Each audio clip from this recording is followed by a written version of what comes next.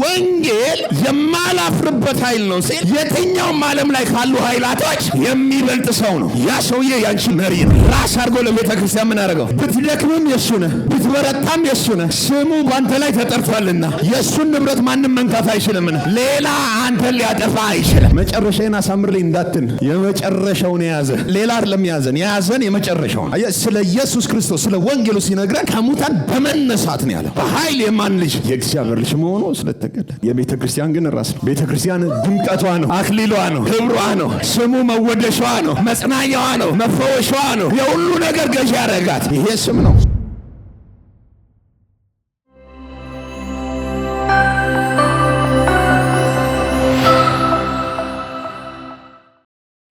ጌታ ስሙ ይባረክ። ኦኬ፣ ሮሜን መጽሐፍ እያጠናን ወደ ማገባደጃው ደርሰናል። ወደ መጨረሻው መጠቅለያው ምዕራፍ 15ን ሳምንት ላይ ጨርሰን የወጣነው ትዝ ካላችሁ። ምዕራፍ 16 ደግሞ ባለፈው ስንጀምር እንደተናገርነው ምን ይላል? ሰላምታ ያበዛል ጳውሎስ። ምዕራፍ 16 ላይ ስንብት ስለሆነ እንትናን ሰላም በሉልኝ፣ እንትናንም ሰላም በሉልኝ፣ በእንትና ቤቱ ስላለች ቤተክርስቲያን ሰላምታ አቀርቡልኝ፣ ከኔ ጋር መከራ ለመቀበል እንትና እንዲያርጓልና እንትናን ምን በሉት? ሰላም በሉት ነው የሚለው። እናንተም ሰላም በሏቸው። ሰላም ማለት ግዴታ ስለሆነ ግን ዛሬ ጀምሮ ምንድነው የምናደርገው? ከምዕራፍ 1 ጀምረን ኦቨርቪው ነው የምናደርገው፣ ዳሰሳ ማለት ነው። ምን እግዚአብሔር እንዳስተማረን ጭብጥ ሐሳቦችን እንቅ አድርገን በጌታ ጸጋ ደግሞ ስር ሰደን ለሚቀጥለው ህይወታችን ማስታወስ መልካም ስለሆነ ክብር ለስሙ ይሁን። የእግዚአብሔር መልእክት እንግዲህ ከብሉይ ኪዳን ጀምሮ ወንጌል ነው። ከዘላለም የእግዚአብሔር ፕሮግራም ወንጌል ነው። የምዕራፍ 1 ሲጀምርልን ትዝ ካላችሁ ወንጌል ስለ ምግብ፣ ስለ መጠጥ፣ ስለሚበላ ስለሚጠጣ ጉዳይ አይደለም ብሎን ነበር። ወንጌል በስጋ ከዳዊት ዘር ስለሆነው ከሙታን በመነሳት ደግሞ በኃይል የእግዚአብሔር ልጅ ስለሆነው ስለ ልጁ ስለ ኢየሱስ ክርስቶስ ነው። ወንጌል ስለማን ነው? ስለ ኢየሱስ ክርስቶስ ነው።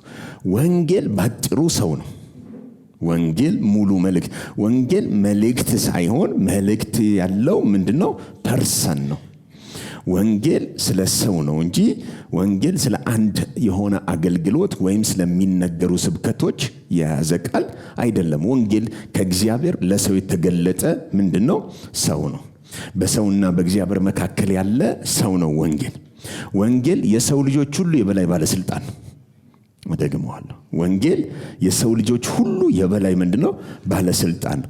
በሰው ልጆች አስተምህሮ፣ በሰው ልጆች አእምሮ እድገት፣ በባህል፣ በሃይማኖት፣ በጎሳ የማይቀየር ግን ባለበት በየትኛውም ዓለም በገባበት ተጽዕኖ የሚያመጣ ባህልን የሚቀይር፣ ሃይማኖትን የሚቀይር፣ የሰው ልጅ አስተሳሰብ የሚቀይር በሰው ላይ ባለስልጣን ወንጌል ነው። እደግመዋለሁ። በሰው ላይ ባለስልጣን ወንጌል ነው። ወንጌል ሞዲፋይ የሚደረግ የሚሻሻል በሰው እጅ የሚቀመም ሳይሆን እግዚአብሔር በራሱ ሰርቶ የጨረሰው ለኛ ደግሞ እንድንኖርበት እንድንጠቀምበት በነፃ የሰጠን የእግዚአብሔር የራሱ ማንነቱ ነው። በወንጌልና በእግዚአብሔር መካከል ልዩነት የለም። ወንጌል እግዚአብሔር ነው፣ እግዚአብሔር ወንጌል ነው። እደግመዋለሁ።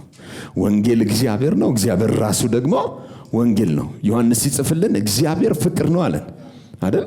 እግዚአብሔር ምንድነው? ፍቅር ነው። የወንጌል መልእክትም ደግሞ የእግዚአብሔር ፍቅር ምንድነው? መገለጥን የተሸከመ ነው። ስለዚህ በወንጌል ስብከት ለሰዎች እናደርሰዋለን እንጂ ወንጌል ስብከት አይደለም። እደግመዋለሁ። ወንጌል የሰበክነው ብቻ አይደለም። ወንጌል ሰው ነው ራሱ። ወንጌል ከሙታን የተነሳ ነው። በእግዚአብሔር ቀኝ የከበረ ነው። በመንፈስ ቅዱስ ደግሞ ዛሬ በእኔና በእናንተ ውስጥ ሕያው ሆኖ የሚኖር ሙሉ ስብዕና ያለው ሰው ነው። ሃሌሉያ። ኃጢአት የማይገዛው፣ በሽታ የማይገዛው፣ እርግማን የማይገዛው ከዚህ ዓለም ቴሪቶሪ ውጪ በሆነ ግሎሪየስ ቦዲ ምን ያደረገ የተካፈለ በሙሉ ስልጣን ከእግዚአብሔር ቀኝ የተቀመጠ ኃይል ያለው ነው ወንጌል። ሃሌሉያ። የዚህ ዓለም ጣጣ በሙሉ የማይዘው የከበረ ነው ወንጌል። ከዚህ ዓለም ውጪ የሆነ ደግሞ በዚህ ዓለም ላይ ተጽዕኖ አምጪ የሆነ ነገር እና ወንጌል በደንብ ስሙኝ፣ የምንማረው አይደለም፣ ሰው ነው። እቺን በደንብ እንድትይዙልኝ ይፈልጋል። የሮሜ መልእክት ዋነኛ ፐርፐሱ ወንጌል ሰው ነው እና ከኃጢአት ጋር አትታገል፣ ያሸነፈው አንተ ውስጥ ነው። ወንጌልን የተቀበሉ ወንጌሉን የያዙት ሰዎች በኃጢአት ላይ ገዢዎች ናቸው። በቀደመው በሚኖርበት በአሮጌው ሰው ላይ ገዢዎች ናቸው። በሙሴ በስርዓት በሃይማኖት ካባ ውስጥ ምን ገዢዎች ናቸው። የነዛ ነገር ባሪያ መሆን አይችሉም። ለምን? እነዚህን ሁሉ ያሸነፈ ሰው መጥቷል። ያ ሰው ኢየሱስ ነው በለኝ። እስኪ ገላትያ መጽሐፍ ምዕራፍ 1 ክፈትልኝ። ሮሜ መጽሐፍ ላይ እንደሚለን እንግዲህ ወንጌል ስለ ልጁ ስለ ኢየሱስ ነው ብሎናል አይደል? ስለ ሃይማኖት አይደለም። ወንጌል አባባል አይደለም። ወንጌልም ጥቅስም አይደለም። ገላትያ መጽሐፍ ምዕራፍ 1 ከ6 ጀምሮ ግልጽ እንዲሆንልን ስሙት። በክርስቶስ ጸጋ እናንተን ከጠራችሁ ምን ካላችሁ ከጠራችሁ ከእርሱ ወደ ልዩ ወንጌል ከእርሱ አለ። እርሱ የተባለ ለሰው ነው እርሱ የሚባለው። ከእርሱ ወደ ልዩ ወንጌል አለና ምን ልዩ እርሱ የተባለ ሙሉ ሰው ይሆናል። የጠራ ነው ደግሞ የሚገርም ወንጌል የሚጠራ ነው። አንተ አይደለም ወንጌልን የምትጠራው፣ ወንጌሉ ነው አንተን የሚጠራ ከሆነ ለመጥራት ስብዕና ያለው ነው። ከጠራ በኋላ ደግሞ ባዶ አይደለም፣ ፉል ፓኬጅ ይዞ ነው የሚጠራው። የጠራቸውን ደግሞ ያጸድቃል፣ ያጸደቃቸውን ያከብራል። ሃሌሉያ። ስለዚህ የሚያጸድቅ እግዚአብሔር ነው ሲል በተመሳሳይ የሚጠራ እግዚአብሔር ነው። አስቀድሞ ያወቃቸውን ጠራቸው፣ የጠራቸውን አጸደቃቸው፣ ያጸደቃቸውን ይህንን ያለን ሮሜ።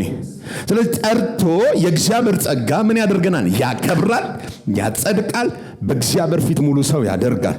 ግን እናንተን ከጠራችሁ ነው ያለው። እናንተን ምን ካላችሁ? ከጠራችሁ ካለ መጥራት የሚችል አቅም ያለው ነው። ወንጌል የሚጠራ ነው። ለመጥራት ደግሞ ሰው መሆን አለበት ወይ ደግሞ መለኮት መሆን አለበት። ካልሆነ ሊጠራን ምን አይልም። ለምሳሌ አሁን ዛፍ ቅጠል አይጠራችሁም። ደህና ናችሁ? ሊጠራችሁ የሚችል ሰው ነው። ወይም ደግሞ የጋበዘ ምንድነው ድግስ የሰራ ነው የሚጣራው። የእግዚአብሔር ኃይል ወይም የእግዚአብሔር መለኮታዊ አሰራር እናንተን ለመጥራት ሲፈልግ የጠራበት መጥሪያው ልጁ ኢየሱስ ነው።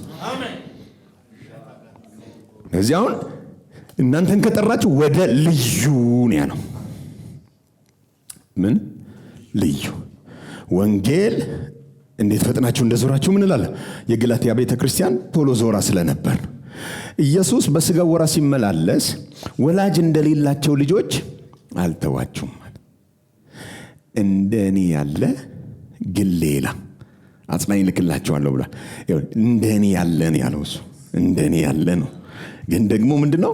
ሌላ ነው። ደሴም በታናዘር ነው። አንተ አይነት ነው መለየት አትችልም። በስብዕና ግን ሌላ ነው። አሁን ግን ወደ ልጅ ወንጌል ሲል ግን ደሴም አይደለም፣ ዲፍረንት ነው። የኢየሱስና የመንፈስ ቅዱስ አይነት ዩኒቲ ያለው ሳይሆን እናንተን ከጠራችሁ ወደ ልዩ ካለ ሌላ ጠር ያለ ሃይማኖት የጠራቸው አለ ሌላ ከመጀመሪያው ከትክክለኛው ከክርስቶስ ኢየሱስ ምንም ያደርግ በአይነት ይለያል፣ በባህሪ ይለያል፣ በስጦታው ይለያል፣ በአናኗር ዘይቤ ይለያል፣ በሁሉ ነገር የሚለይ ነው። ፈጥነው ግን ከጠራቸው ጸጋ ምን ብለዋል? ዞረውበታል። ጳውሎስ እሺ ወደ ልዩ ወንጌል እንዲህ ፈጥናችሁ እንዴት እንዳለፋችሁ እደነቃለሁ ማለት አዟዟራቸው አስደንጋጭ ስለነበር ነው። ድንግጥ ያለው ክው ያለው ፈጥነው እንዴት እንደዞሩ ግራ ገብቶት ነው። ለምሳሌ አሁን ዛሬ ቅዳሜ ነው፣ እያመለክን ነው። ጌታ ይባረክ። ስንተኛ ፍሎር ላይ ነን? 5ኛ ላይ ነን። ነገ ጠዋት ደግሞ እሑድ ጠዋት ምን አለ? አምልኮ አለ። ጠዋት ስንመጣ ይሄን ህንጻ ብናጣው ምንድነው የምትሉት? ሰላቢ ወስዶት ነው። ፈርሶ ብታገኘው ችግር የለውም። ካጣው ምንድነው የምትለው? ወይ ተሳስቼ ብዙ ነገር ነው የምትሆነው። እና ገላትያ እንደሱ ነው የሆነችው። ጳውሎስ ገንብቶ ዞር ሲል እነሱ አውድመውት ሌላ ታሪክ ውስጥ ናቸውና ህንፃውን አጣው እነሱ ውስጥ የገነባውን ነገር ፈጥናችሁ የሚለው እንደዛ ነው። በፍጥነት ሳይጸና ህይወታቸው ላይ ሳይመሰረት በትክክል ፈጥናው ሌላ ታሪክ ውስጥ ናቸውና እደነቃለሁ ያለው ሊፈርስና ትቶ ለመሄድ የሚቻል ነገር አይደለም። ከባድ ነገር ነው። ለማመን የሚከብድ ነገር ነው። እውነተኛ ነው። የጠራቸው ሰው ነው። ያገኙት ሰው ነው። ያገኙት ጽድቅ ነው። ያገኙት ስጦታ በእምነት የተገኘ በስራ ያልሆነ ከባድ ወንጌል ነው እና ፈጥናችሁ ነው የሚለው ማለት ግራ ገብቶታል ራሱ። ይህን ከእናንተ መማር እወዳለሁ ያለው እሱን ነው። እንዴት እንደሚቻል መዞር ከኢየሱስ ወደ ራስ እንዴት እንደሚዞር፣ ወደ ሃይማኖት ወደ ልዩ መዞር እንዴት እንደሚቻል ይሄ በጣም እደነቃለሁ ብሏል። ያው እኛም መደነቅ አለብን በሚዞሩ ሰዎች። ካልተደነቅ አልገባህም ማለት ወንጌል የገባው ሰው ይደነቃል። እንዴት ነው ማን ምን ነክቶት ነው ብለህ ግራ እስኪገባህ ድረስ አዟዟራቸው ማስደነቅ አለበት። እሺ እርሱ ግን ሌላ ወንጌል አይደለም። ሌላ ወይም ልዩ ወንጌል አይደለም። የሚያናውጧችሁ የክርስቶስንም ወንጌል ሊያጣምሙ የሚወዱ አንዳንዶች አሉ እንጂ አንዳንዶች አሉ ሾላካዎች። እሺ ነገር ግን ምንድነው አሉ? ነገር ግን እሺ እኛ ብንሆን ማን ብንሆን? እኛ ማን ናቸው? ሐዋርያቱ ራሳቸው እነማን ናቸው? አሁን እኛም ብንሆን ሲል ከላይ ከኔ ጋር ያሉ ወንድሞች ብሎ እነ ጢሞቴዎስን ጠቅሷል። ወንድሞች አሉ የቤተ ክርስቲያን አብረው የሚያገለግሉት ከጳውሎስ ጋር። ይሄ መልእክት ሲጻፍ አብረው እኛም ብንሆን የሚለው ውስጥ እኛ ሆነ ይገባሉ። በሐዋርያው ስልጣን በሐዋርያው መልእክት በሚጽፍበት ነገር ተስማሚ ሆኑ በአንድ ድምጽ ቶን ምን ያደርጉ እየተናገሩ ያሉ አካላቶች አሉ። የሚሰብኩ የሚያስተምሩ የሚያገለግሉ ናቸው። እኛም ብንሆን ወይንም ከሰማይ መልአክ የሰማይ መልአክ ራሱ ቢሆን ከሰበክንላችሁ ወንጌል የሚለይ ወንጌልን ቢሰብክላችሁ የተረገመ ይሁን። ኦኬ የሚለይ ከሰበከ ሰውየው ምን ይበል? እኛም ብንሆን ደግሞ ከኛ የሚለይ የሰማይ ምንድነው ያለው? መልአክ ነው ያለን። ስለዚህ አሁን በደንብ አስቀምጡት። ሰው አለ ጳውሎስ ወይም ሰው የሚሰብካለ ደግሞ ከሰው ውጪ ደግሞ በጣም ሱፐርናቹራል የሆነ ማኒፌስቴሽን እያልን የምንደነቅባቸው ደግሞ ባናያቸውም ክንፍ ያላቸው አሉ። የሚበሩ ናቸው፣ መላእክት ናቸው። እነሱ ራሳቸው መጥተው ቢሰብኩ ምን ያለ ይሁን? በሌላ ቋንቋ ምን እያለ ነው? ላሻሽለው አልችልም። መልአክ መጥቶ ሊያሻሽለው የኔም የመላእክም ባለስልጣን ይሄ ወንጌል ነው። ከዚህ የሚለይ ማንም ቢሆን ምን ያለ ይሁን? ሮም የሚያወራን እሱ ነው። ሌላ ወንጌል የለም። ወንጌል ስለ ልጁ ስለ ኢየሱስ ክርስቶስ ነው ብሎን የነገረን። ሁለተኛ ወንጌል ስለማን ነው? አንደኛ ብለናል ስለ ልጁ ነው። ሁለተኛ በሮሜ ውስጥ ያየነውን እንግዲህ እየዳሰስን ነው። ሁለተኛ ወንጌል ለድነት የሆነ የእግዚአብሔር ኃይል ነው። ወንጌል ለድነት የሆነ የእግዚአብሔር ኃይል ነው። ጭብጥ ሐሳቦችን ነው እያነሳ ያለሁት። ወንጌል ለድነት የሆነ የእግዚአብሔር ኃይል ነው። በዚህ ምድር ላይ በጣም የሚፈሩ ጉልበታም የሚባሉ ሰዎች ከጀርባቸው ኃይል ያላቸው ሰዎች ናቸው። ኃይል ሲባል የዚህ ዓለም ኃይል ሰዎች የሚተረጉሙት ኃይል በሀገር ደረጃ ከሆነ ገንዘብ፣ ኢኮኖሚ አንድ ኃይል ነው። የጦር መሳሪያ አንድ ኃይል ነው። እንደገና ያላችሁ የሰራዊት ብዛት ቁጥር ኃይል ነው።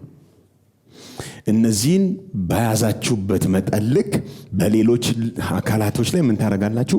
አስፈሪ ደመና ትፈጥራላችሁ። ሆረር ትሆናላችሁ። ሌላውን በጣም መጨቆን የሚችል ነግሬሃለሁ ምናምን ማለት ይቻላል። ኪም ጆንጉን መሆን ይቻላል አይደል? እንትን ኒውክሌር ምናምን እያብላላ ቁልፏን እጅና እንዳልተኩሰው ምናምን እያልክ መኖር ይቻላል። ግን በሌላው ላይ ምን ለማድረግ ነው? ያላቸው ኃይል በሙሉ እዚህ ዓለም ላይ ያሉ ሰዎች ወይም ሀገራቶች፣ ነገስታቶች አለን የሚሉት ኃይል መጨረሻው ሰውን ማጥፋት ነው። ለድነት የሆነ ኃይል የላቸው። ወንጌል የሚለየው ከተኮስከው በኋላ ሰውየው ይጸድቃል። ልክ ስታወራው ወንጌልን ስትሰብከው ሰው ጋር ይድረስ እንጂ ሰውየው ከሞት አውጥቶ በእግዚአብሔር ቀኝ የሚያስቀምጥ ከሲኦል አውጥቶ በእግዚአብሔር መንግስት የሚያስገባ የከበረ መልእክትና ለድነት የሆነ የእግዚአብሔር ይሄም ይደግ ነው። ወንጌል ለድነት የሆነ እግዚአብሔር ጳውሎስ አላፍርም ያለው ለዚህ ነው። በወንጌል ምን አለንም? አላፍርም። አስቀድሞ ለአይሁድ ቀጥሎ ለግሪክ ሰው ለድነት የሆነ እግዚአብሔር ኃይል ነው አለን። ኃይልን ለማግኘት በቤተ ክርስቲያን ውስጥ ብዙ ልምምዶች ይደረጋሉ። ከእግዚአብሔር ኃይልን ለመቀበል ብዙ ልምምዶች በሃይማኖተኛ ቤት ውስጥ ወይም ደግሞ በሃይማኖት ልምምድ ውስጥ ያሉ ሰዎች ኃይል ለማግኘት ከእግዚአብሔር ኃይል ለማግኘት ብዙ ልምምዶችን ያደርጋሉ። ከሚያደርጓቸው ነገሮች አንዱ ምንድነው? ራስን መግዛት ወይም ደግሞ ይሄ አሴቲዝም የሚባለው ሙቭመንት ቀድሞ በቤተ ክርስቲያን ውስጥ ይረብሽ የነበረ ቆላሲያስ ቤተ ክርስቲያንን ያመሰ የአሴቲዝም የገዳማዊ ስርዓት ከሁኔታው ከአካባቢው ከሰፈሩ ከምናምኑ ነጠል ብሎ ለብቻው ጥሞና ወይም ደግሞ በመንፈስ ከእግዚአብሔር ጋር ምን ማድረግ በመገናኘት ምን ማድረግ የሆነ ኃይል ቻርጅ ተደርጎ ፓወር ይዞ መጥቶ ማድረግ የተለመደ ነው። ወይም እንደሱ አይነት ነገር ሰዎች ይለማመዳሉ እና ቸርች ውስጥ መጥቶ ይሄ ሙቭመንት መልኩን ቀይሯል። ግን በጾም በጸሎት ሰበብ 40 ቀን ገብቼ እንትን አኖይንትድ ሆኜ ወጣሁኝ ይላሉ። መጥተው አይደል ተቀባውን ጌታ ምን አደረገኝ? ቀባኝ። ገብቶ ሲወጣ ሰው መልእክት ይዞ እንደሚወጣ የሚያምን ገብቶ ሲወጣ ሰው ከእግዚአብሔር የሆነ ኃይል ተካፍሎ እንደሚወጣ የሚያምን ገብቶ ሲወጣ ብቻ ልዩ ኃይል እንደሚገልጥ የሚያስብ ብዙ ሰው አለ። አንዳንድ ቸርችም ገብተን እንወጣለን እስከዛ ህዝቡ ተዘጋጁ ይላሉ። ገብቼ የምወጣበት ቀን ላይ ለሁሉም ሰው እጅ እየጫንኩ ነው የምጨው። ኃይል አካፍላችኋለሁ። አሜን አትሉም? ምን አደርጋለሁ? ኃይል አካፍላለሁ። ይሄ ከእግዚአብሔር ወንጌል በተቃራኒ የሚደረግ የሃይማኖት ልምምድ ነው። ሐዋርያው ጳውሎስ ደግሞ ገብቼ ስወጣ አካፍላችኋለሁ አለ። ወንጌል አለ። ሃሌሉያ። ኃይል ያለው በጾሙ ላይ አይደለም፣ በመለየት ላይ አይደለም። ኃይሉ ያለው በወንጌሉ ላይ ነው። ያ ኃይል አለ ለድነት የሆነ የእግዚአብሔር ምን ነው? ኃይል ነው። አላፍርበትም። ተለይቼ የሆነ ቦታ ቆይቼ አልመጣም። ከተለየውም ወንጌሉ እንዲገባኝ ነው የምለየው። ከተለየውም ከወንጌሉ ጋር ለመዋሃድ ነው የምለየው እንጂ ከወንጌል የሚለይ ሌላ ኃይል በሙሉ ከእግዚአብሔር አይደለም። ደግመዋል። እስኪ ወንጌል በሉኝ። የእግዚአብሔር ኃይል ነው ማለት አያ። ከወንጌል ከተለየ ወይም ደግሞ በመስማት አንተ ውስጥ ኃይል ካልመጣ ልክ አይደለም። ገላትያ ምዕራፍ 3 ቁጥር 1 የማታስተውሉ እሺ የገላትያ ሰዎች ሆይ የማታስተውሉ የገላትያ ሰዎች ሆይ በዓይናችሁ ፊት ኢየሱስ ክርስቶስ እንደተሰቀለ ሆኖ ተስሎ ነበር። ኦኬ። በዓይናችሁ ፊት ኢየሱስ ክርስቶስ እንደተሰቀለ ሆኖ ተስሎ ነበር። እሺ። ለእውነት እንዳትታዘዙ እሺ አዚም ያደረገባችሁ ማለት ነው። እሺ እንፈልገዋለን ማለት ነው። በኋላ ይህን ብቻ ስሙት። ይህንን ብቻ ከናንተ እንድማር እወዳለሁ። ምን እላለሁ? እንድማር። አሁን መማር ይፈልጋል። ይሄንን ብቻ ከናንተ ምን ማለት ትፈልጋለህ? መማር እፈልጋለሁ። ምንድነው የምትማረው? በሕግ ሥራ ስሙት። በሕግ ሥራ ወይስ ከእምነት ጋር በሆነ መስማት መንፈስን ተቀበላችሁን? ኦኬ። አሁን ምን የተቀበላችሁት አለ? ሊብራ ሹካንዴ ኤሌቮሳ እያልክ ነው በልሳን። የመንፈስ ቅዱስ ስጦታ ወደ አንተ የመጣው የተሰበከልን ስላመንክ ነው ወይስ ሰርተን ያመጣው? ሄሎ፣ ጥያቄው ይታያችኋል። ከእምነት በሆነ ምንድነው አለ? መስማት ነው። መንፈስን የተቀበላችሁት። ሰው መንፈስ ለመቀበል ሳይሰራ መንፈስ ለመግለጥ እንዴት ይሰራል? እስኪ ቆም ብለን እንጠይቅ። ስትቀበለው ያልሰራኸው እንትና ምንድነው? ጠንቋይ ሲሞን እኮ እንደዚህ ነው ያደረገው። እኔም እጄን ምጭንበት አይደል ያለው እንዲካፈል እንደናንተ እንዳረጋው ባለይ ብር ምን በሉልኝ አለ። ይሄን ስልጣን ስጡኝ ያላቸው እና ጴጥሮስ ይሄድ መቃ ያገልገይ ማለት አይደለም ያለው እኮ ልብ ክፉ እንደሆነ አያል። እኔ አልጸልይልህም እኮ ነው ያለው። እኛ ብንሆን ሁለተኛ እንደዚህ እንዳታርግ በንሳ ግባ እኔም ብለውም ብለን ንሳ አስገብተን ብሩ ያስፈልጋል ለጌታ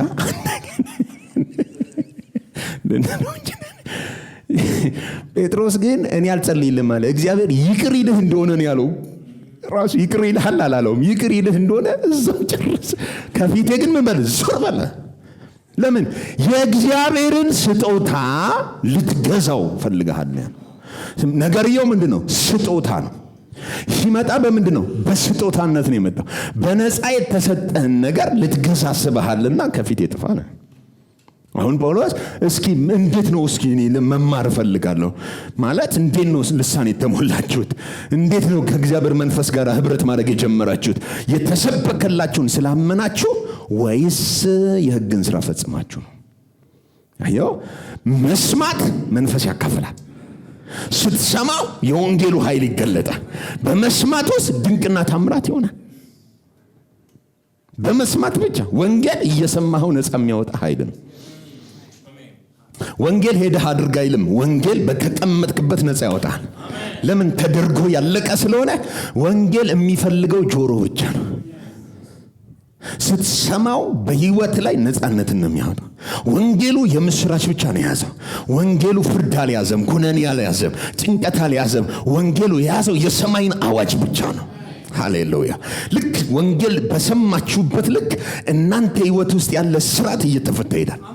ብዙ ጊዜ ወንጌል የሚሰማ ሰው ብዙ ነፃነት ያጣጥማል። ሄሎ፣ ትዝ ይላችኋል? እግሩን ያጠበችው በእንባዋ ምናምን ጸጉሩን ያበሰችለት ማን መሆኗን ቢያውቅ ሲል ብዙ ይቅር የተባለ ምን ያሳያላል? አሁን ልዩነትህ አለ ብዙ ይቅር ተብላ እኮ አይደለም፣ ግን ብዙ ገብቷታል ይቅር መባሏ። ብዙ ያለውን ኃጢአት እንደተሰረየለት በወንጌል የሰማ ሰው ሄዶ ኃጢአት ለማድረግ አያምረውም። የሚያምረው ለብዙ ሰዎች ያንን ደግሞ ማካፈል ነው። ይህን ነፃነት እንዲያጣጥሙት፣ እኔ እንደገባኝ ቢገባቸው፣ እኔ እንደምተነፍሰው ቢተነፍሱ፣ ይሄ የዘወትር መሻቱ ነው። ወንጌል በራሱ ሙሉ ኃይል አለው። ልድገመው፣ ወንጌል በራሱ ሙሉ ኃይል አለው። ኤፌሶን ምዕራፍ 1 ቁጥር 20 ኤፌሶን መጽሐፍ ምዕራፍ 1 ቁጥር 20 ስሙት። ክርስቶስንም ከሙታን ክርስቶስንም ምን ሲለው? ከሙታን ምን ሲያደርገው? ሲያስነሳው ካለቅነት፣ ስሙት፣ ካለቅነት፣ ከስልጣንም ኃይልም ይባሉ አሉ። ከኃይልም፣ እሺ፣ ከጌትነትም ሁሉ በላይና ከነዚህ ሁሉ በላይና በዚህ ዓለም ብቻ ሳይሆን ነገር ግን ሊመጣ ባለው ዓለም ደግሞ ከሚጠራው ስም ሁሉ በላይ፣ እሺ፣ በሰማያዊ ስፍራ በቀኙ ሲያስቀምጠው በክርስቶስ ባደረገው ሥራ የብርታቱ ጉልበት ይታያል። ናይፍሪም እንዴና ኦኬ፣ ታውቀዋለህ? ማን ነው? ኤፍሬም ነው። ለሌላ ቀን እንዳትረሳው። ታውቀዋለህ? ማን ነው? ኤፍሬም ነው። እንዳትረሳው። ታውቀዋለህ? እሺ። አሁን ጳውሎስ መጣና እንደዚህ አለ። ክርስቶስን ምን ሲለው አለ? ከሙታን አስነሳውና ሰፈራቸው ይዞት ሄደ። ጌትነት ጋር ይዞት ሄደ። ጌትነት ከዚህ በኋላ ጌታ እሱ ነው፣ አስተዋወቀው። ኃይላት ጋር ሄደ። ኃይላት ከዚህ በኋላ ኃይል እሱ ነው። አዛዥህ ማን ነው? ኦኬ። ከዛ ስልጣናት ጋር መጣ። ለስልጣናትም ምን አደረገው? ከዚህ በኋላ ባለስልጣን ማን ነው? በላይ በሰማይ በታች በምድር ከምድር በታች ላሉት ሁሉ አስተዋወቀው። እነሱ የሚያውቁት መሞቱን ነው። ሰማይ ከሙታን አስነሳውና በየሰፈራቸው ሄዶ ኮንግራቹሌሽን፣ ከዚህ በኋላ አለቃ እሱ ነው፣ በሱ ስም ስትታዘዝ ሰጥለጥ ብለህ ተገዛ ብሎ ለሁሉም አስተዋወቃቸው።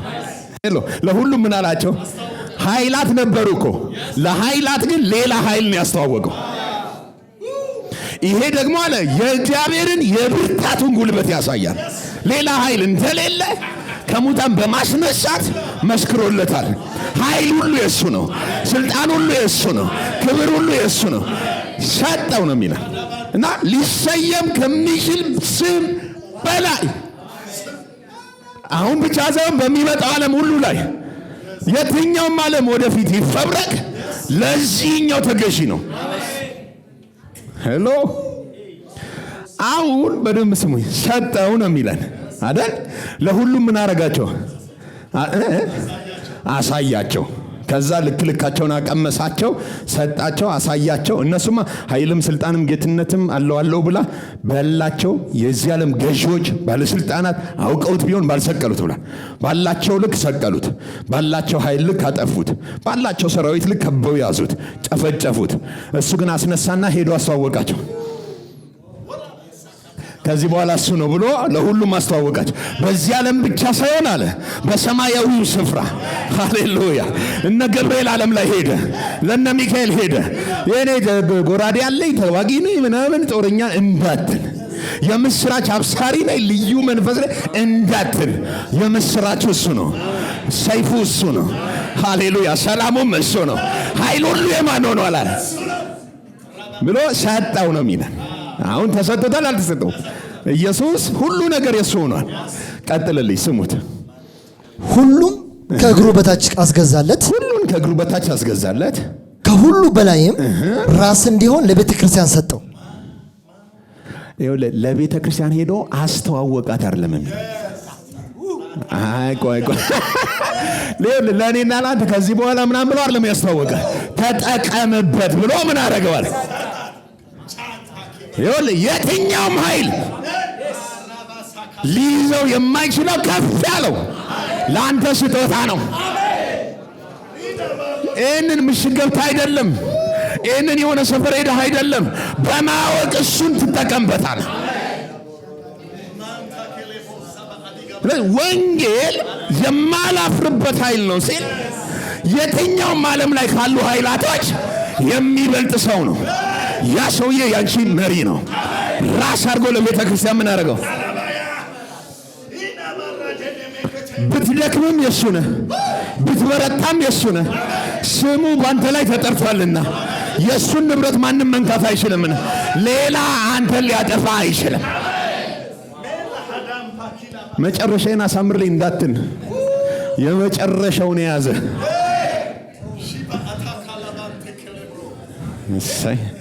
እስኪ የመጨረሻውን የያዘ ይበል። ሌላ አይደለም የያዘን የመጨረሻውን።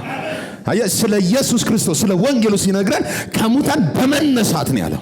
በኃይል የማን ልጅ? የእግዚአብሔር ልጅ መሆኑ ስለተገለጠ። የቤተ ክርስቲያን ግን ራስ ነው።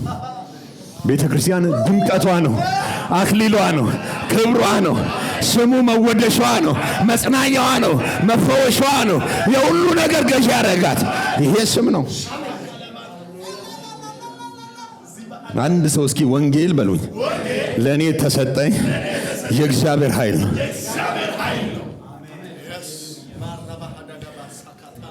ጴጥሮስ መጥቶ እንደዚህ ያለ ከፀሐይ በታች ከፀሐይ በታች እንድንበት ዘንድ ነው የሚለው። የተሰጠን ስም አልሰማም። የተሰጠን ምን አየህ? ወንጌል ስም ነው። ስም ደግሞ የሚሰጠው ሰው ነው። ስም ያለው ነው ወንጌል። ስም የሌለው አይደለም። አንዳንዶች አሁን በስንዴ ወረፋ የገባ ምናምን ይኖራል። ማን ነው ስሙ? በስንዴ በምናምን አይደለም የገባው፣ በትንሣኤ ነው። ወንጌል በትንሣኤ የገባ ነው። በስንዴ እርዳታ አይደለም። እሱ የገባው ስም ያለው ነው፣ እውቅና ያለው ነው፣ መንፈስ ዓለም የሚያውቀው ነው። ልዩነቱን የምታውቁት ልክ ይህንን እስቲ ወንጌል ማውራት ጀምር። አማኝ ነው የምትለው ራሱ ዞሮ ያይሃል። ልዩነቱን ታውቃለህ። አማኝ ነው ከምትለው ጋር ራሱ ትነ እና ብዙ አትደነቁ። እናትና ልጅ ልለይን የመጣው ስላለ መለየት ግድ ነው አይደል?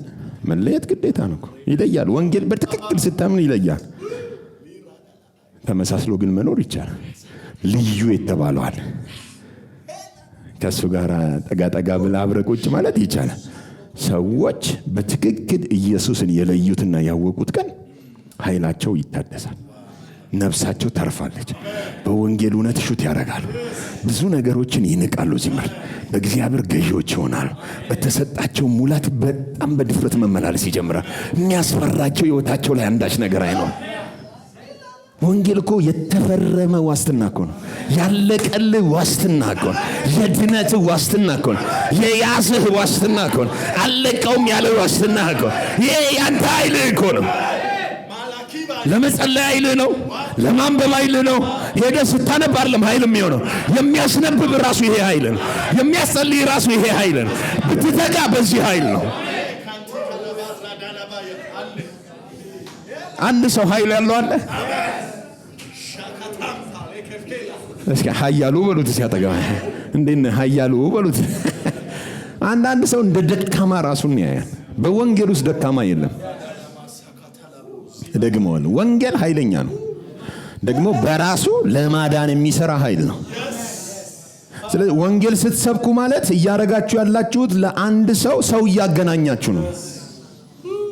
ለአንድ ሰው አሁን ኤፍሬምን አምጥቼ እንዳስተዋወቅኳችሁ ወንጌል ስትሰብከው ሰውየውና እሱ ማን ነው ኢየሱስና ሰውየው ምን እንዲያደርጉ ከተገናኙ በኋላ አንተ የለህበት። ይገርማል። እኔ እኮ ጸልዬላት ነበር አትልም። ሰውየው ሙሉ ነው። እኔ ተንብዬልሽ አይደል ባለፈው ሹት አድርጌልሽ አላልኩሽም ምና አትልም። ሰውየው ሙሉ ነው። ልድገመው፣ ሙሉ ነው። ኃይል አለው። እናንተን በሚፈልገው መንገድ ለመቅረጽ ወንጌል ሙሉ ነው። ተጨማሪ ነገር በህይወታችሁ ያስፈልግ። ወንጌል ሙሉ ነው። እሱን በማወቅ ውስጥ ኃይላችሁ ይጨምራል። እሱን በማወቅ ውስጥ መቀደስ ይጨምራል። እሱን በማወቅ ውስጥ ጽድቅ ይጨምራል። በፍሬ የምትገልጹት ነገር ይጨምራል። ያ ነው ኃይላችሁ። ይሄ ነው የእግዚአብሔር ኃይል። እና ጳውሎስ አላፍርበትም ማለት በኮንፊደንስ ነው የምናገረው። በፍጹም አላፍርም። ለምን? ለድነት የሆነ የእግዚአብሔር ኃይል። ለምን የሆነ? ለድነት። የማን ኃይል ነው? የእግዚአብሔር ኃይል ወንጌል ነው። ይኸውላችሁ የእግዚአብሔር ኃይል ስም ነው። ከሞት የተነሳ ነው። በየትኛውም ዓለም ላይ የከበረ ነው። እውቅና የተሰጠው። ለዚህ ነው ጴጥሮስ በጣም ደስ የሚለኝ ነገር ያደረገው ሐዋርያት ሥራ ምዕራፍ 3 ላይ ብርና ወርቅ የለንም፣ ያለንን ግን ምን እንላለን? በናዝሬቱ በኢየሱስ ክርስቶስም ተነሳና አስነሳው። ቁርጭምጭሚቱ ጸነው አይደል? አሁን እኛ ብንሆን እኔ አይደለሁ እጄን ያነሳው እንዲበላ አላልኩም፣ ሩጥ ምናምን ብዬ አላለማመድኩም። አንዳንዶች ትምህርት አድርገውታል። አንድ ሰው አልፈወስም ካለ ዊልቸር ላይ ከሆነ አንሳው። ጴጥሮስም አንስቶታል። ከዛስ እንዲራመድ እርዳው ይላሉ። ተረድቶ የሚፈውስ ኃይል የለም። ያልሰማ የምታግዘው ኃይል የለም። ራሱ ሙሉ ነው። ሄሎ ከተፈወሰ ህዝቡ ግርም ብሎት ይሄ በር ላይ የሰጠሁት ነው ግድም አይደለም እያሉ ነው ገብቶ እያመለከ ወይኔ ከነ ጴጥሮስ ጋር ደግሞ እነ ጴጥሮስም ይዟል። እሱም ደግሞ ያው ልጅ ስለሆነ መያዝ ግድ ነው። ስታድግ ነው ጌታን የምትይዘው እንጂ አሁን መጀመሪያ እንትን ነው እቃውን ነው የምትይዘው። እና ይዞ እንጆ እያደረገ ያለ ትኩር ብሎ አይተውት ጴጥሮስ ተነሳ። ስለምንድን ነው አሁን እንደዚህ ትኩር ብላችሁ የምታዩን? ስለምንድን ነው? እኛ እግዚአብሔርን ስለፈራን አይደለም። አይደንቅም? አይናችሁን ከኛ ላይ አንሱ ነው። ዞር እኔ ራሴ ምንድነው እንደነ አይናችሁን ከኛ ላይ ምን በል እሱ እኛን ለሚፈወስ ነው። እግዚአብሔርን ስለፈራን አይደለም። ነገር ግን እናንተ በሰቀላችሁት እግዚአብሔር ከሙታን ባስነሳው ክብርንም በሰጠው በስሙ ላይ ባለ እምነት ይህ ሰው ፍጹም ሆነ። ለምን? በበሽታ ዓለም ላይ ይህ ስም ከብሯል። አስተዋውቆታል። ካለቅነት ከስልጣናት በላይ ስለሆነ ይሄ ስም በገባበት ለውጥ ያመጣል። አሁንም ልናገር በዚህ ስም ውስጥ በህይወታችሁ አልስተካከል ያለው ነገር ላይ የእግዚአብሔር ስም ኃይል አለው። ይሄ ወንጌል ጉልበታም ነው። በኢየሱስ ስም ስልጣን አሁን ህይወታችሁ ላይ መልክ ያጣው ነገር መልክ ያዝ። የተበተነው ይስተካከል። ፍሬ ያጣው ነገር ሁሉ በፍሬ ይሞላ። የስሙ ኃይል ያስተካክለው። በኢየሱስ ስም አካል ይልበስ። ያመናችሁት ወንጌል ከእናንተ ጋር ያለው ኢየሱስ ስሙ በዓለም ደረጃ ስሙ በጨለማው ዓለም ጉልበት እውቅና የተሰጠው ነውና በላይ በሰማይ ቢሆን በዚህ በታች በምድር ከምድርም በታች ያለ የትኛውም ዓለም ዛሬ ለዚህ ስም ህይወታችሁ ላይ በኢየሱስ ስም ይንበርከክ። ከእግር በታች ይንበርከኩ ተብሏል። እግራችሁ ስር ይውደቅ። የእሱ እግር የእናንተ ናችሁና እግራችሁ ስር ይውደቅ። በሽታ የቀለጠ ይሁን በኢየሱስ ስም የተመታ ይሁን። የትኛውም ተግዳሮት ያረፈ ይሁን። መመታት ያለበት ከነፍሳችሁ ላይ ይራገፍ። ወንጌሉ ግን እናንተ ላይ ኃይል ያገኝ። በማወቅ ስር መስደድ ይሆንላል። ሃሌሉያ። በቃ ቦታውን የያዘ ነገር አለ። እንደ ፐስል ብትንትን ያለው በቃ መልኩን ይዞ እስኪ ነገሬ መልክ ያዘ በሉ። እኔ ራሴ መልኬን ያስኮኔ አንድ እንዲህ የሚል ሰው ነበር። አሁን በቃ ቦታው ላይ ገብቷል። አሜን። ተስተካክሏል። ብድር ቁጠባ ምናምን ይሄደ ነበር። ከጠላት መንደር በሽንገላ የተወሰደ ማለት ነው። ኤኒዌይ ወንጌል መስማት አሁን ደስ የሚለው ምንድነው? ይመልሳል። ነፍስ ይመለሳት እንዳለው ነፍስን ከሳትክበት ቶሎ ይመልስና ቦታው ላይ ያስቀምጣል። እና ቸርች መምጣት ደግሞ ይሄ ነው። በወንድሞች መካከል በረከት አዟል ያለው ይሄንን ነው። ሌላ እኮ በረከት ኢየሱስ እኮ ነው በረከት። ስለዚህ ደግመህ ስትሰማው ፍሬሽ ታደርጋለህ፣ የሳትክበት ትመለሳለህ፣ በወንድሞች ህብረት ውስጥ ትጠበቃለህ፣ ህይወትህን እንጆይ ታደርጋለህ፣ እያጣጣምክ ትኖራለህ። ለብቻዬ የሚባል የለም። ለምን ለብቻዬ የሚባል ነገር እነ ጳውሎስ ሲጽፉ እንኳን ከኛ ጋር ያሉ ወንድሞች አገልጋዮች ብለው ነው። ከኛ ጋር አሉ አየህ፣ አብረው የሚጽፉ አሉ። እስክሪፕቶውን እሱ ያዘው እንጂ እንትንም ጨምርበት በለው የሚሉ አሉ። የተረገመውን አስገባው ድገመው ያላለ ከጀርባ እኮ እኛም ብንሆን ደግሜ እላለሁ ሲል እኮ ድገመው ብለውት አንዳንዶቻቸውን ድገመውት። ኤኒዌይ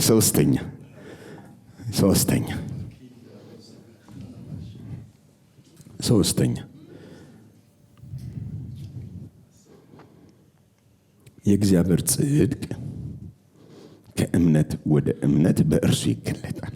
ቁጥር 17 ላይ ጻድቅ በእምነት ይኖራል ተብሎ እንደተጻፈ ጻድቅ በምን ይኖራል? በእምነት ይኖራል ተብሎ እንደተጻፈ የእግዚአብሔር ጽድቅ ከእምነት ወደ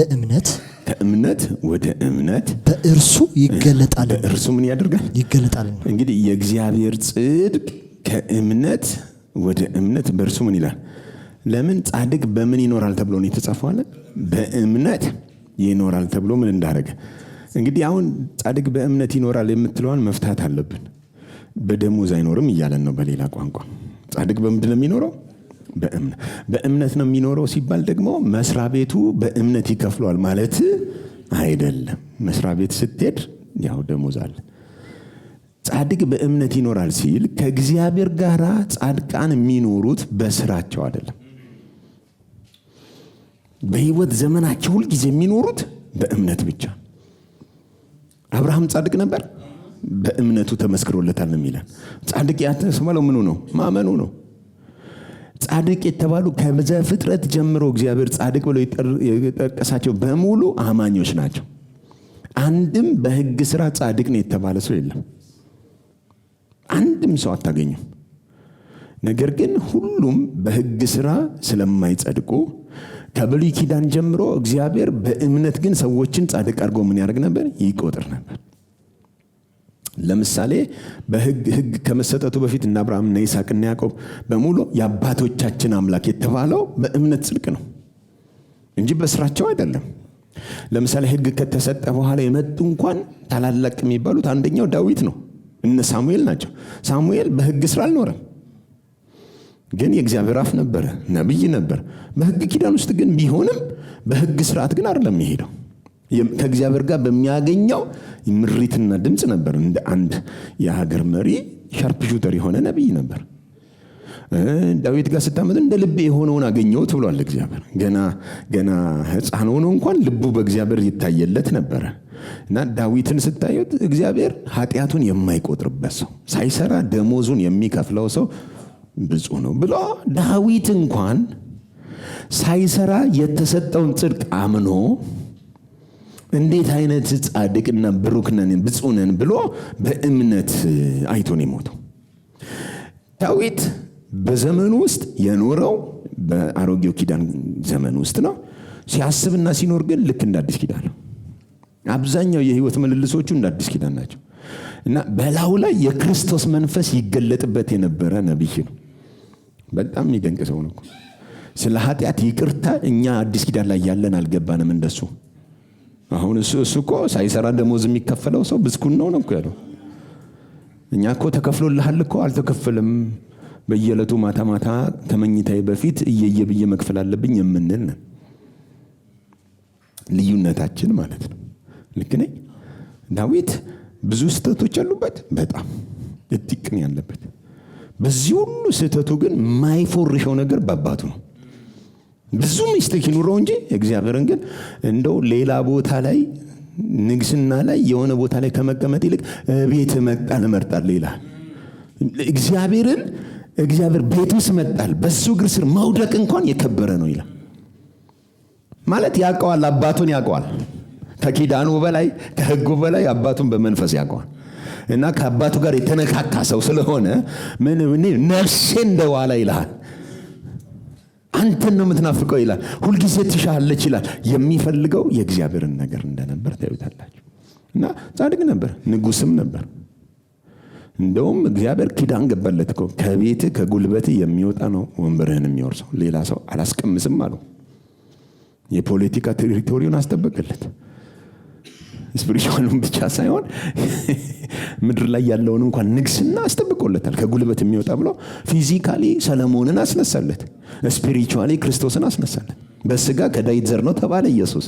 ሄሎ ወንጌል ስለ ልጁ ነው የተባለው እኮ በስጋ ከማን ዘር ተብሏል? ለምንድን ነው ዳዊትን የመዘዘው? አየህ፣ ትንቢት ነበሩ። ዳዊት በዘመን ሆኖ በትንቢት ቃል ይናገራል። ስጋዬ መበስበስን አያይም ይላል። ግን እኮ የሚያወራው ስለ ራሱ አይደለም። በሱ የነበረው የክርስቶስ መንፈስ ስለ ክርስቶስ ነገር ይናገር ነበር። ሞትን እንደማያይ አይቶ ይናገር ነበር። አባታችን ዳዊት ይኸው አስክሬኑ ፊታችን ነው አለ። ይሄ ግን የእግዚአብሔር ቅዱስ የሆነው ግን ያስነስቶታልና ሞትን እንዳያይ መበስበስን እንዳያይ አስነስቶታልና የእግዚአብሔር ቅዱስ ነው ይሏል። የብሉይ ኪዳን እንኳን ጻድቃን የኖሩት በምንድን ነው? በእምነት ነው። እግዚአብሔር ጻድቅ ብሎ የጠራቸው በምንድን ነው? በእምነት ነው። በሕግ ሥራ የመጡትን አንዳቸውንም አልቆጠረም። ከብሉይ ኪዳን ከድሮ ጀምሮ እግዚአብሔር ሁሌ ሰዎችን የሚያጸድቀው በእምነት ነው። ለምሳሌ አቤል ከቃየል ይልቅ መስዋዕትን በእምነት ምን አደረገ? ስለዚህ እግዚአብሔር ጻድቅ ብሎ የጠራው ማንን ነው? አቤልን ነው፣ ቃየልን አይደለም። ለምን? በእምነት ስላቀረበ ነው። ያኛው ስለምንድን ነው? ሁለቱም እግዚአብሔር እንዳለ ያምናሉ። እግዚአብሔር እንዳለ ማመን ሰይጣንም የሚያምነው ነገር ነው። እግዚአብሔር እንዳለ ስለሚያምኑ ነው እግዚአብሔር የለም የሚሉትም ራሱ የሚያምኑት። አሜን። ከሌላ አትጨነቅማ። አሁን እኮ ኪሴ የሌለ ነገር ምንም እኮ ያሳስበ። አሁን ወንበር ላይ መርፌ ያለ ብል አሁን ካልኩኝ በኋላ ነው ትዝ የሚልህ እንጂ እንደሌለ ቢሆን የምታውቀው ከመጀመሪያው ጀምሮ ትዝ አይልም። የሌለ ነገር አያስጨንቅም። ግን ስላለ ያው የሚነዘንዝ ነገር ይኖራል። የለም ስትል አለው የሚል አለ ውስጥ ራሱ አለ። አንተ ራስ የሚሆንን ያማል እንዴት ትለዋለህ? መልስ በአፍህ ሙሉ የለም ትላለህ። እንዲህ ማለት አይቀርም። ምክንያቱም ብዙ ነፍስ ምትጠይቀዋል። ዝም ብትል እንኳን ትጠይቃለች እሱ። ሰይጣን ደግሞ ይችን ይፈልጋታል። ኧረ እኛ ራሱ አለ ብለን እየተንቀጠቀጥን፣ ይህ ደግሞ ድፍረቱ ነው የሚለው። እግዚአብሔር አይከሰንም። ግን ያው ኤኒዌይ ይሄ ከብሉይ ኪዳን ጀምሮ ያለ የእምነት መንፈስ ወይም በእምነት የተገናኛቸው ሰዎች ሁሌ ኑሯቸው ጽድቃቸው በምንድን ነው? በእምነት ነው። ከእግዚአብሔር ጋር ከዘፍጥረት ጀምሮ የሚኖረው በእምነት ነው። አቤል በእምነት ነው መስዋዕት ያቀረበው። ኖህ በእምነት ነው ምን መርከብ የሰራው። አብርሃም በእምነት ነው ምን ያደረገው የወጣው ልጁን መስዋዕት ለማድረግ በእምነት የወጣው። በእምነት ያልሆነ ነገር በሙሉ በእግዚአብሔር ፊት ኃጢአት ነው። ስለዚህ ጻድቃንን እዚህ ያለን ሁላችን የምንኖረው በእምነት ነው። በእምነት ነው ማለት በየቀኑ የሚገጥመን ነገር አይደለም የሚያኖረን። ከሚገጥመን ባለፈ ያመንነው ሕያው እጅ አለ። ከሁኔታው ጀርባ እዚህ ምድር ላይ ከሚገጥመን ነገር ያለፈ በዓይን እንኳን የማይታይ በእምነት ከኛ ጋር የተዋሃደ ሕያው የሆነ ምስክር አለ።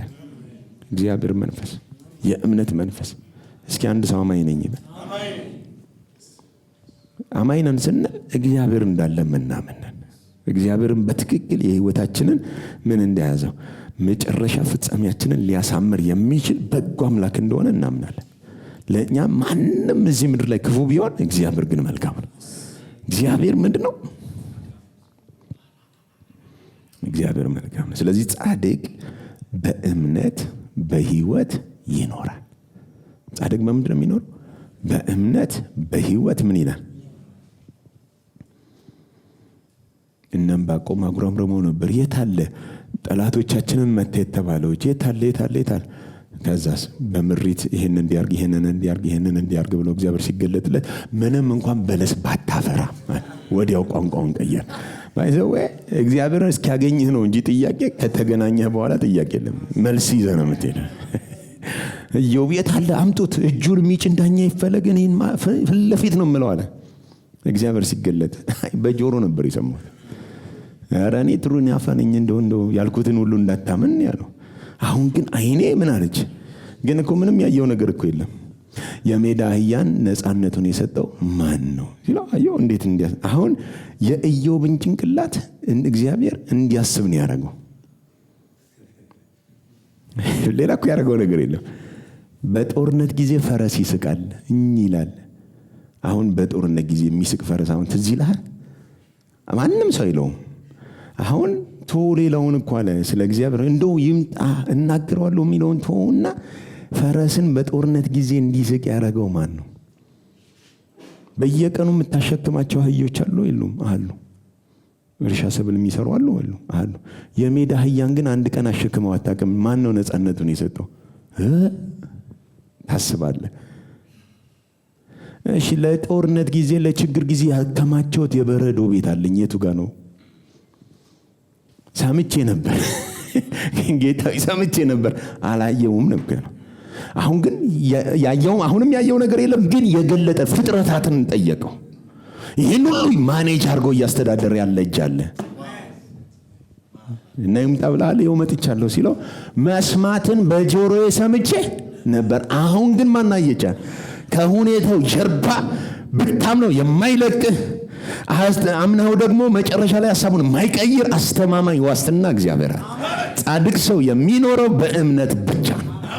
በስራው አይኖርም፣ በአቅሙ አይኖርም፣ በጸሎቱ አይኖርም። መተማመኛው ሃሌሉያ። ወይ ከሚጸልዩ ይልቅ የሚያምኑ ሰዎች ውጤት ያመጣሉ። ዛሬ ተናገርኩት። ብዙ ጊዜ የሚጸልዩ ሰዎች እንደውም ፈሪዎች ናቸው። ምን ነው? እሺ ትጆዋለሁ ደግሞ እኔ አልፈራም ደፋር ስለሆንኩ አልጸልይም እንዳትል አላሁን እኮ ገና ስለ እኔ እኮ ለምንድን ነው የማልጸልየው ብዬ ነበር አለ።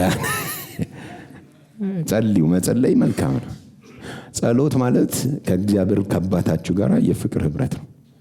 ወሬ ነው ጸሎት፣ ወሬ ነው። የቁጥሩም የባጡንም ዘባርቆ ግን ኢንጆይ ነው የምታደርጉት። ፌሎሺፕ ነው እንጂ ጸሎት ፕሮግራም አይደለም። ምሽግ የምንለው ምናምን ስርዓት እግዚአብሔር ጋር የለም። የአባትና የልጅ ወሬ ግን አለ። ግን የሚያምኑ ሰዎች ብዙ ጊዜ ውጤት ያመጣሉ። በእግዚአብሔር የሚታመኑ እና ጻድቃን ልዩ ባህሪያቸው ጻድቃን ሰርተው ስላልጸደቁ በጥረታቸው ስላልመጡ እግዚአብሔር እንዳጸደቃቸው ስላወቁ ጻድቅ በእምነት ከመጀመሪያ እስከ መጨረሻው ህይወቱ የሚኖረው በእምነት ነው። ምን ይሆን ህይወታችሁ ላይ አሁን በሌላ ስትራግል የምታደርጉበት ነገር ሊኖር ይችላል። የሚራራ ካህን ግን አላችሁ። እናንተ ከምታልፉበት ነገር በፊት ቀድሞ ያለፋል። በነገር ሁሉ ይተፈተናል። የዚህችን ዓለም የኑሮ ውድነት ያጣጣመ ሰው እያለ ረሃብ ምን እንደሆነ የሚያውቅ ሰው አለ። በችግር ውስጥ የሚያልፍ አንድ ሰው እያለ ወንጌል ይባላል እና አማኝ የሚኖረው በእምነት ብቻ ነው። ደግሞአለ በምንም ነው በእምነት። እኛ ደግሞ የአዲስ ኪዳን ሰዎች የእምነት ችግር የለብንም። ተካፋይናል። የክርስቶስን እምነት ምን ብለናል? ተካፍለናል። ስለዚህ አንቸገርም።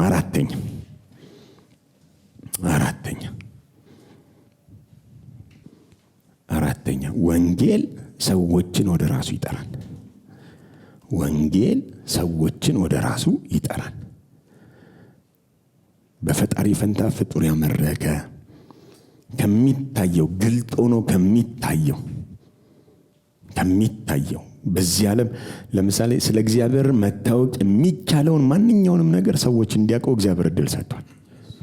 ማንኛችንም በፍጥረት ግልጥ ሆኖ የገዛ ክብሩ ኃይሉ እግዚአብሔር ሰዎችን ምንም መኖሩን የሚያሳይበት ፍጥረት በራሱ በቂ ነው። ፍጥረት በራሱ በቂ ነው። እግዚአብሔር እንዳለ ከፍጥረት ውጭ የሚያስረዳ የለም። በቃ ሌላ ምንም አያስፈልግም። የወንጌል መገለጥ ወደ እናንተ ከመጣ ግን የመኖር ጥያቄ አይደለም ጉዳዩ፣ ያለፈ ሌላ ህብረት ነው።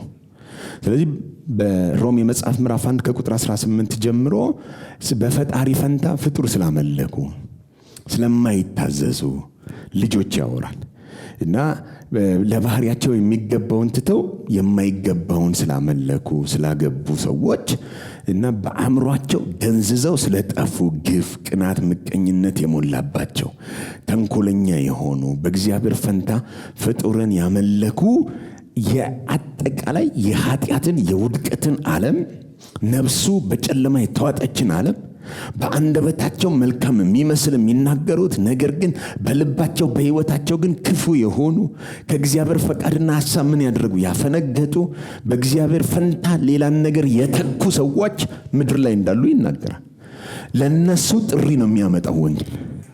እናንተ ሌቦች እኔ ፈጣሪ ካዳችሁኝ አይደለም ወሬው የምታምኑት በሙሉ ስህተት ነው፣ እኔ ግን ሕይወታችሁ ነኝ ብሎ ካሉበት ለማውጣት የተዘረጋጅ ነው። እዚላቸዋል ምዕራፍ 10 ላይ ስናይ ቀኑን ሙሉ ለማይታዘዙ ልጆች እጆችን ዘርግቼ ቀኑን ሙሉ የማይታዘዙትን እግዚአብሔር ለመቀበል እጁን ዘርግቶ ነው ያለው 24 ሰዓት እና ጳውሎስ ይህንን ሲያስገባ በአሕዛብ የኑሮ ዘይቤ ውስጥ ከንቱነት ውስጥ የሰውን ልጅ የኃጢአት ድርጊት ባህሪ ሲያነሳ ዓላማው መኮነን አይደለም። ዓላማው እንደዚህ ሁላችን በአንድነት ጠፍተናል፣ ብቻውን ሊያድነን መጥቷል። በእምነት የሚገኝ ጽድቅ። ሃሌሉያ። ስለዚህ ሁላችንም ወደ ማን እንምጣ ነው ወሬው? ወደ ኢየሱስ ክርስቶስ እንምጣ። እርሱ የሰው ፊት ሳያደላ ቀይና ነጭ ሳይል አይሁድ አሕዛብ ሳይል ምናምን ሳይል ያለ ማንም ልዩነት አንዱ ጌታ የሁሉ ጌታ ሆኗል። ለሚጠሩት ሁሉ ባለጠጋ ነው። ይሄንን ምዕራፍ 3 ድረስ ነግሮናል። ጌታ ይባረክ። ወንጌል የእግዚአብሔር ምንድነው? የትኛውም ነገር ውስጥ ያለውን ለማዳን የእግዚአብሔር ኃይል ነው። በምንም ውስጥ ያለውን ኃይል ለማዳን የእግዚአብሔር ኃይል ማን ነው? ወንጌል ነው። መዳን የሚፈልጋለ የለም። እሺ የዳነ ሰው አለ? ሁላችን ድነናል። ሁላችን ምን ብለናል? ድነናል። በዚህ ኃይል ነው የዳነው። የምንኖረውም በዚህ ኃይል ነው። ልድገመው። መዳን ብቻ ሳይሆን አማኝ በዚህ ኃይል ነው ተጠብቆ የሚኖረው። ለምሳሌ በእግዚአብሔር ቤት ውስጥ ጸጥና ዝግ ብለን እንድንኖር በደስታ ሰላማችንና አእምሮአችን ተጠብቆ እንድንኖር የሚያስችለን ይሄ ኃይል ነው። ይሄ ኃይል በጣም ልዩ ባህሪው ምንድነው? አይታይም። በሰው አይን እንደዚህ በፊዚካል ምን አይንም። አሁን እኔን ታዩኛላችሁ እንጂ በእኔ ውስጥ ያለውን ኃይል አታዩትም። እና ሳይታይ ግን ድማሚት ነው። አይናገርም፣ ይሰራል። አሁን ስናወራው ጉልበት የለውም እኮ ምን እንደገባ ግን አታውቁትም። ስትሄድ ግን የሆነ ሰዓት ላይ ይሰራል። የገባው የእግዚአብሔር ወንጌል ነፍሳችሁን ሲቀይረው፣ ህይወታችሁን ሲቀይረው፣ ምንልሳችሁን ሲቀይረው እናየዋለን። ስለ ወንጌል እግዚአብሔርን እናመሰግናለን።